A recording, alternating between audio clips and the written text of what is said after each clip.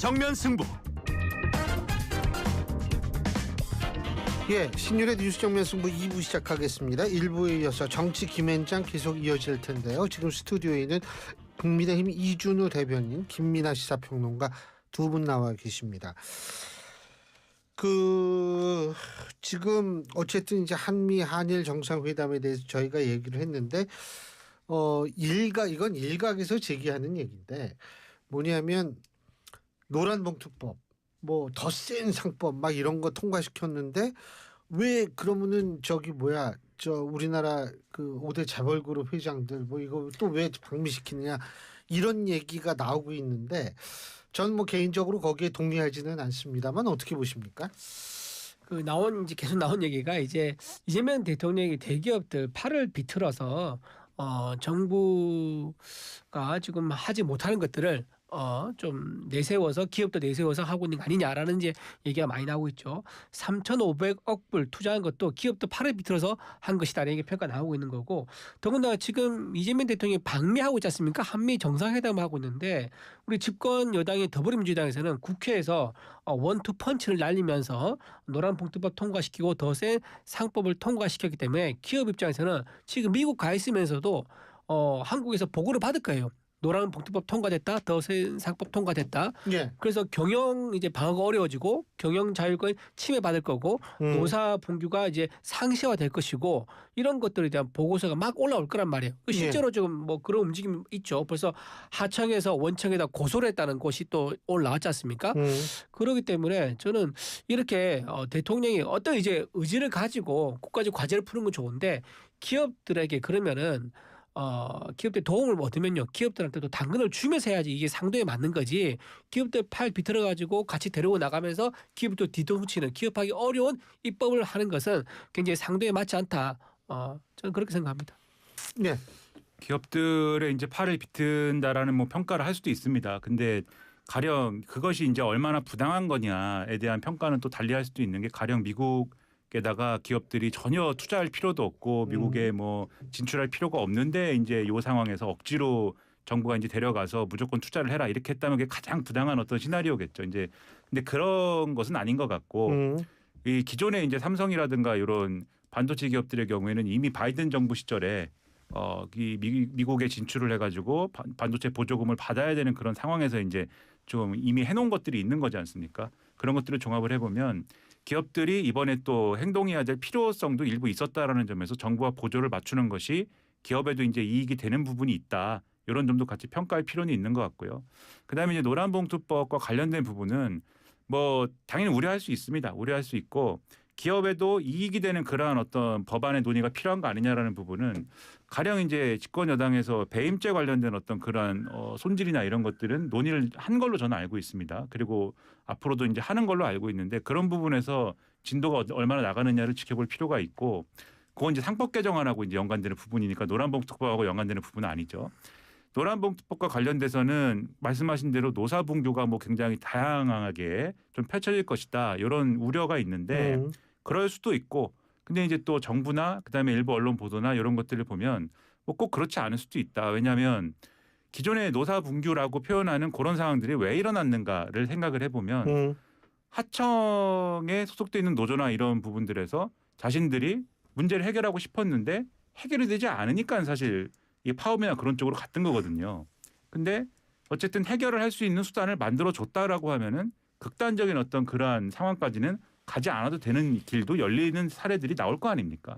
그러면 그런 부분에서 장기적으로 오히려 노사분규나 이런 것들은, 여기서 노사분규라고 하는 게 여러 수준이 있겠습니다만 해결책이 좀 더 늘어나는 그런 방식이 될 수 있는 것 아니냐, 이런 이제 전망도 있는 거거든요. 그래서 그런 방향으로 갈 수 있도록 여러 주체들의 노력이 필요하다라는 생각이 좀 들고, 그동안 기업들이 사실 뭐 이 기업 활동을 하기에 어려운 여러 가지 조건들이 있었겠습니다마는 그 어려운 조건들을 사실 뭐 노동자라든가 이런 좀 부분에 전가해온 부분들도 분명히 있죠. 가령 특수고용 노동자라든가 이런 분들은 원래 노동자로서 이 일하던 분들이었는데 어느 날 이제 개인 사업자가 되는 과정이 있었고, 그리고 뭐 이 사내하청이라든가 그다음 비정규직이라든가 이런 분들도 원래는 그런 어떤 그런 식으로 노동 이 고용 관계가 이루어지지 않은 상태였는데 기업들이 이 원래 있었던 근로기준법이라든가 노동관계법이라든가 이런 것들에 대한 부담을 피하기 위해서 그러한 고용 형태로의 변화를 추구해 왔기 때문에 이러한 방법이 된 거 아니겠습니까? 그래서 그런 것들을 고려를 하면 노란봉투법이라는 거에 대해서 우려할 수 있지만 부작용을 줄여가는 방식으로 운용을 실제로 하는 방향으로 논의를 진행하는 것이 지금은 맞지 않을까 이런 생각을 좀 하게 됩니다. 근데 노란봉투법 이거 통과되니까 당장 굉장히 의미 있는 게 신호가 지금 딱 잡힌 게 있어요. 분쟁이 늘어나는 거 말씀하시는 거죠. 로봇 주식 있지 않습니까? 아. 로봇 주식이 껑충됐습니다. 와, 그걸 몰랐네. 네, 20% 나 처음 됐어요. 들었어요, 지금. 와. 20%나 로봇 관련된 주식이 껑충뛰었어요. 로봇은요 굉장히 효율적으로 일하지 않습니까? 파업도 하지 않고 유지 보수 관리 잘하면은 그건 뭐 24시간 이제 노동할 수 있거든요. 그러니까 기업들이 벌써 회피를 하기 시작한 거예요. 그러니까 신규 채용, 그러니까 지금 현재 고용된 사람들을 해고를 못 하겠지만 신규 채용을 서서히 줄여갈 겁니다. 그래서 이렇게 노조의 어떤 영향이 커지는 것을 막기 위해서 그 본능적인 거죠. 그렇게 해서 로봇을 점점 배치를 늘려가는 식으로 가게 되면 결국 노동자들은 자기의 권리를 보장하기 위해서 늘리기 위해서 노란봉투법을 통과시켰지만 그게 거꾸로 노동자들의 일자리가 줄어드는 이런 부메랑으로 돌아올 수 있는 거거든요. 그러니까 인간의 이제 생각이라는 게 모든 것을 다 예측할 수 있다는 이런 오만함이 결국은 나중에 과로 이제 치르게 되는데 그런 것들이 바로 이 시장에서 바로 나타나는 거예요. 로봇이 앞으로 기업에서 상당히 배치가 많이 될 것이다. 노동자 일자리가 줄어들 것이다. 그 점을 좀 주목한다 생각합니다. 이제 로봇도 한계는 있는 거 아니겠습니까? 그래서 로봇으로 다 해결할 수 있는 일들이 지금 뭐 많지 않은 부분도 있기 때문에 뭐 로봇 기술의 발전을 이제 기대해 보는 것도 좋겠지만 뭐 로봇이 발전을 하겠죠. 근데 지금의 어떤 노동 시장이 존재하는 이유가 국가 입장에서 보면 일자리 문제나 이런 것 때문에 존재하는 것이지 않습니까? 그러면 이 일자리와 관련된 여러 가지 이제 정책이나 이런 것들을 어떻게 하면 바람직하게 가져갈 것이냐 이런 부분에 대해서 고민이 좀 더 많이 필요하다는 생각을 갖게 되고요. 이 노란봉투법에 의한 여러 가지 해결책이 만약에 이제 부당하다라고 한다면 그럼 어떻게 할 것이냐에 대한 논의가 또 있어야 되는 거거든요. 근데 그러한 지점에서는 사실 논의가 잘 이루어지지 않는 것 같다라는 아쉬움이 있습니다. 가령 그러면 독일처럼 뭐 산별교섭 형태로 갈 것이냐 뭐 그런 것들에 대해서 뭐 그것도 아니지 않습니까? 그게 맞다고 할 것도 아니지 않습니까? 그리고 아까 벌써부터 이제 뭐 하청업체들이 이 원청에 대해서 벌써 교섭을 요구하거나 이런 상황으로 또는 이제 뭐 이 책임을 어떤 요구하거나 소송을 하거나 이런 상황이 늘어나고 있다라고 말씀하셨지만 노란봉투법은 내년에나 뭐 어쨌든 효력을 가지는 거거든요. 당분간은 유예 기간이지 않습니까? 법을 공포하면 6개월은 어쨌든 묵히는 것이기 때문에 그 기간 동안에 보완할 수 있는 건 보완해라라고 하는 게 오늘의 보수 언론들의 또 주문이기도 한 거거든요. 그래서 일단은 통과시켰으니까 물론 여러 가지 부작용을 예고하고 또 그런 것들에 대해서 경고하는 것도 중요하지만 그럼 이것들을 어떻게 좀 보완할 것인가에 대해서도 중요한 논의니까 이것도 그러한 점이 집중한 논의도 필요하다라고 생각을 합니다. 참 내일이죠. 내일요? 국민의힘 전당대회 결과 나오는 네. 거요? 그렇죠. 그렇죠. 내일 예. 오전이라며요. 예, 네, 오전 10시 한 20분쯤? 이거 네. 한미 정상회담 결과에 따라서 묻힐 수도 있겠네요. 예? 아니 이게 예를 들면 우리가 예상 밖으로 굉장히 문제가 많다라고 판단이 되면 당연히 묻히죠. 그렇죠. 죄송합니다. 아니. 근데 사실은 사실이니까. 맞아요. 예. 협상이 잘 되면은 묻히지 않을 텐데 협상이 잘못돼서 트럼프한테 묻힐 수도 있어요. 제대로 한 대 맞았다 이러면 이제 묻혀버릴 수도 있죠. 아니 그저 누가 될 것 같아요? 누가 될까? 제가 국민의 대변인이라서 누가 될까 해서 맞아요. 좀 곤란하죠. 예. 아니 근데 지금 뭐 이 누가 됐냐를 떠나가지고 그럼 이렇게 여쭤볼게요. 누가 되든 지금의 스탠스를 당 대표가 되고서도 계속 유지할 거라고 보세요? 지금의 스탠스? 예. 저는 지금의 스탠스가 지금 정청래 당 대표가 나온 이후에 딱히 우리 당의 스탠스가 만들어지지 않았어요. 그러니까 지금 민주당은요 정청래와 박찬대 이 두 가지 버전이 있었는데 정청래 이제 당 대표 버전으로 좀 확정이 됐지 않습니까? 그 이후에 우리 당 지도부가 새로 나와야지 우리 당 입장이 나오는 거지. 지금 임시 비대위 체제에서는 어떤 우리 당의 스탠스라 말하기 좀 어렵다. 그리고 만약에 저는 이제 김문수 후보가 되든 또는 장동혁 후보가 되든 간에 어떤 후보가 되든 정청래 후보와 만만치 않은 맞짱을 뜨는 당당한 선명한 당 대표가 아마 될 것이다. 그게 지금 당원들의 주문이고 그리고 또 하나 지금 3특검에 의해서 지금 국민의힘 의원들이 주말마다 압색을 당하고 있지 않습니까? 한 명씩 끄집어내고 있는데 이것을 저지하기 위해서라도 아마 우리는 선명 야당 리더십을 보여줄 수밖에 없는 상황이다. 그렇게 보고요. 또 하나 중요한 시그널이 뭐냐? 이재명 대통령이 뭐라고 했습니까? 야당 이제 당 대표가 정해지면 협치를 하겠다고 얘기를 했어요. 근데 지금 정청래 당 대표 혼자 우리는 인간도 아니니까 악수도 안 하겠다라고 할 수 있습니까? 사람이 아니라 사람이 아니니까 사람이 아니라고 할 수 있습니까? 정부가 야당하고 협상하고 소통하겠다는데 집권 여당이 안 할 수가 있습니까? 그렇기 때문에 이제 대통령이 야당과 상대한다고 했기 때문에 정청래 당 대표도 지금은 강성 지지층에서 당선됐으니까 강성 지지층을 위한 퍼포먼스를 할 수밖에 없죠. 센 모습을 보여주지만 막상 이제 야당 대표가 정해지게 되면은 아마 소통하는 그런 모습으로 갈 수밖에 없을 것이다. 그래 봅니다. 어떻게 보세요? 근데 이제 소위 언론 표현으로는 누가 되든 이 반탄파 지도부다. 지금 이제 보도는 이렇게 하거든요. 그러니까 말씀하신 대로 일단 전당대회가 끝나고 나면은 국민의힘의 상황이 정리가 좀 돼서 지금은 어쨌든 전당대회 치르느라고 하고 여러 가지 이 현안에 대해서 제대로 대응을 못 하고 있는 측면들이 있었던 거 아닙니까? 그러면 좀 대응을 분명한 방향을 가지고 대응을 할 수 있게 되겠지만 그 방향이라는 게 사실 쉬워 보이지 않거든요.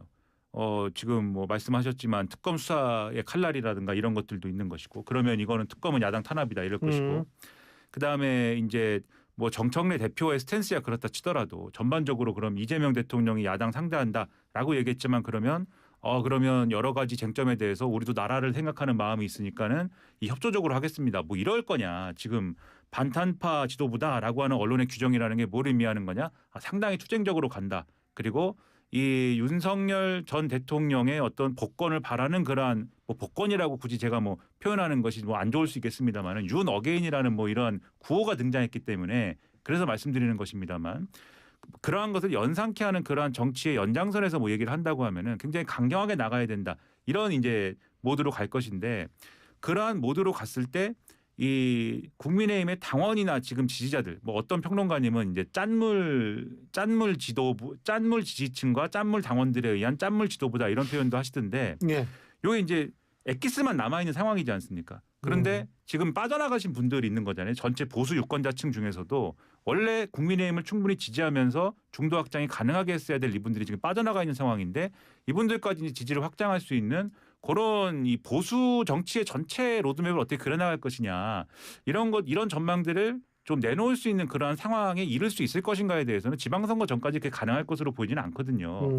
그러면은 요 이재명 정권의 여러 가지 부당함에 대해서 이 항의한다. 그다음에 반대한다. 그리고 이것을 뭔가 이러한 반대들을 모아내는 방식으로 뭔가 한번 만들어내겠다. 이러한 정치만으로 이 특검 수사도 있고 이런데 이러한 정치만으로 그리고 특히 윤석열 전 대통령하고의 관계 설정이나 이런 것들이 명확하게 안 된 상태라고 한다면 이런 것만으로 이제 지방선거까지 이르는 과정에 큰 성과를 낼 수 있을 거냐에 대해서는 좀 상당한 의문이 제기된 상태로 지금 가야 되는 거 아니냐 그런 우려가 좀 생긴다 이렇게 말씀드리겠습니다.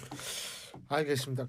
요새 조국 전 대표가 그저 국민의힘 뭐 반토막 되겠다 이런 식으로 얘기도 하고 뭐 영상 만들겠다 그러고 세게 발언을 하는데 어떻게 평가하세요?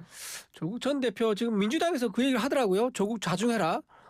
이게 이제 사면을 건의했었던 민주당 의원들조차도 조국 대표가 너무 좀 행보를 보이는 것에 대해서 부담스러운 행보를 보이고 있는 것에 대해서 우려를 나타내고 있는 거고 그게 불똥이 좀 민주당으로 튈까 봐 좀 걱정한 것 같아요. 조국 전 대표 어쨌든 전국적인 광폭 행보를 벌리면은 불리한 건 어디죠? 비슷한 이제 지지층이 겹치는 민주당이 불리해지는 거죠. 예. 민주당의 지지층 일부가 이탈해서 조국한테 간다든가 또는 그게 쌓이면 내년 지방선거에서 조국 혁신당에서 상당한 이제 당선인이 나올 수 있는 거거든요. 그래서 민주당에서는 이제 그렇게 우려를 하는데 저는 국민의 입장에서는요 예. 나쁘지 않다고 생각합니다. 조국 전 대표가 저렇게 자기가 했던 입시 비리에 대해서 반성하지 않고 열심히 뛰면 뛸수록 더군다나 이번에 된장찌개로 화끈하게 보이지 않습니까? 나는 아직 반성하지 않았어. 된장만 먹은 것처럼 했지만 실제로는 고기를 몇십만 원치 먹은 다음에 먹을 수 있는 게 된장찌개였었는데 그거를 싹 감추려고 했던 게 이번에 들통이 났지 않습니까?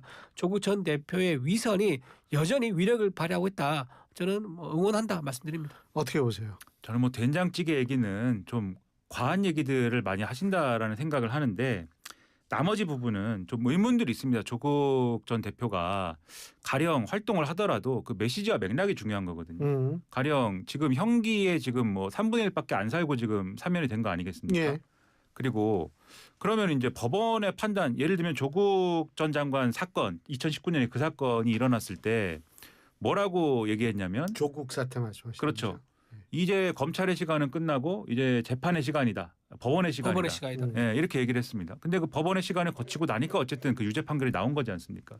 근데 지금 형기를 3분의 1 정도 살고 나와서 어쨌든 사면의 상황이 돼서 이렇게 나온 건데 그러면 지금 그러면 요렇게 요런 행보로 가는 것은 그러면 그 법원의 시간이 부당하다고 생각하는 것이냐 거기에 대한 답을 좀 해줘야죠. 근데 조국 전 대표 뭐라고 얘기하냐면 판결에 승복한다고 얘기합니다. 재심 신청할 것이냐 재심 신청을 하지 않는다라고 얘기를 합니다. 그러면 법원의 판결에 승복하는 거지 않습니까? 그러면 법원의 판결 내용은 뭐냐면 결국 입시 비리와 관련된 여러 가지 조국 전 대표의 행위들이 있었다라는 거거든요. 있었다라는 게 판결 내용이지 않습니까?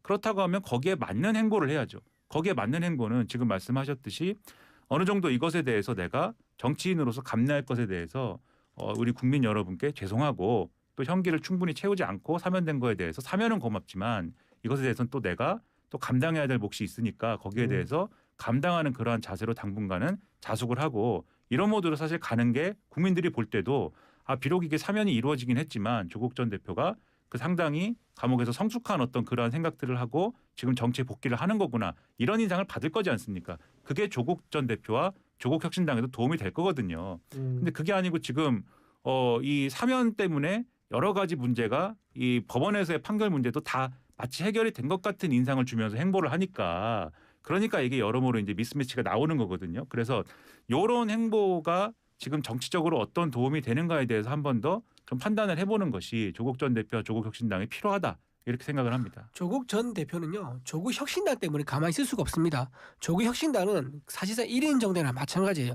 조국 전 대표가 들어가고 나서 수감되고 나서 조국 혁신당이 보여준 게 뭐가 있습니까? 뭐 존재 자체도 없을 뭐 잊어버릴 정도로 존재감이 없었거든요. 그래서 지금 조국 혁신당이 살아남기 위해서는 큰 노이즈를 일으켜라.